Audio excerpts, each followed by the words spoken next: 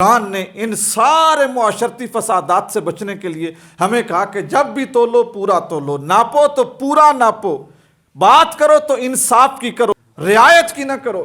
ہم نے ان ساری چیزوں کو چھوڑ دیا اور ہم صرف یہی بات لے کے بیٹھ گئے کہ قرآن پڑھنا ہے ثواب کے لیے، قرآن پڑھنا ہے مردے کی بخشش کے لیے، قرآن گھر میں رکھنا ہے برکت کے لیے، قرآن سر پہ رکھنا ہے جرم بخشوانے کے لیے، قرآن گلے میں لٹکانا ہے نظر بد سے بچنے کے لیے، اور قرآن کی آیتوں کی تختیاں مکانوں پہ، دکانوں پہ، دیواروں پہ لگانی ہیں اپنے آپ کو اسلامی مسلمان شو کرنے کے لیے۔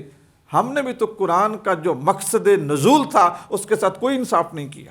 قرآن مجید فرقان حمید کی حفاظت اور حضور کے صحابہ نے اس لیے کی تھی کہ تم صرف اس کے نیائیں دیتے رہو، یا صرف اپنے پسند کی آیتیں لیتے رہو اور باقیوں کو چھوڑتے رہو، تو یقین کر جائیں کہ ہمارا معاملہ سویڈن اور نیدرلینڈ سے بڑا ہوگا۔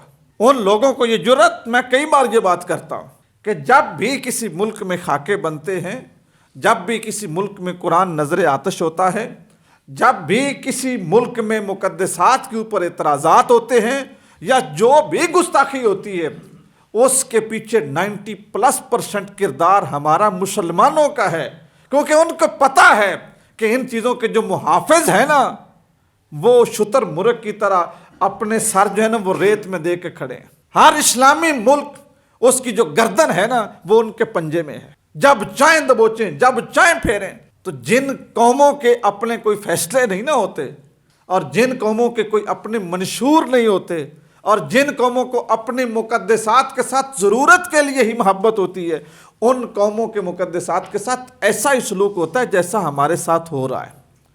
یہ مجرم صرف وہ نہیں ہے، سب سے بڑے مجرم ہم مسلمان ہیں، ہماری قیادت ہے۔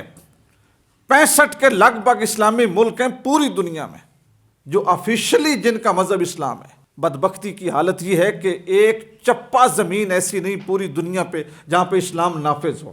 لکھنے کو 65 ملک ہیں۔ یہ ہمارا قریب ورلڈ کپ ختم ہوا تو ایک کھلاڑی تھا کرسٹیانو رونالڈو، اس کے ساتھ سعودی عربیہ نے ایک معاہدہ کیا، ان کے کلب نے اس کو خریدا۔ اب کتنی آسائشیں دی اس کو، کتنے ہوٹل دیے، کتنی گاڑیاں دی، کتنی سیکیورٹی دی، کتنی ماہانہ تنخواہ، یہاں تک کہ ان لوگوں نے اس کو کموڈیٹ کرنے کے لیے اپنے قانون تک میں تبدیلی کی۔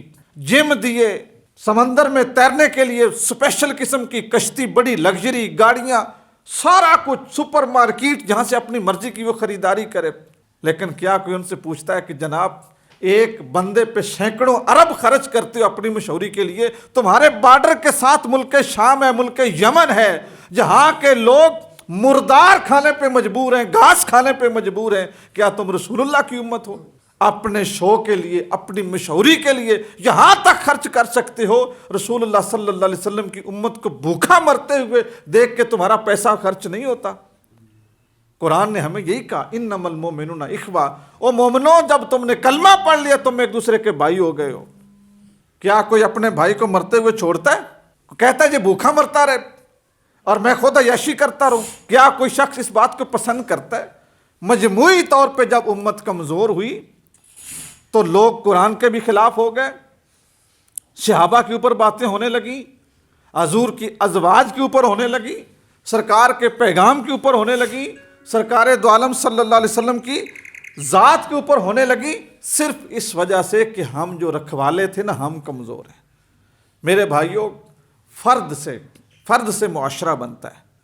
کم از کم آپ اپنی ذات سے یہ نیت کریں کہ میں اللہ کے دین کے ساتھ مخلص رہوں گا، اللہ کے دین کو اپناؤں گا، اور جہاں دین اور قرآن کا مزاج میرے مزاج کے مخالف ہوا تو میں اپنے مزاج پر بھی قرآن کی تعلیمات کو اہمیت دوں گا، افضلیت دوں گا، اپنی نہیں منواؤں گا، اللہ کے قرآن کی مانوں گا۔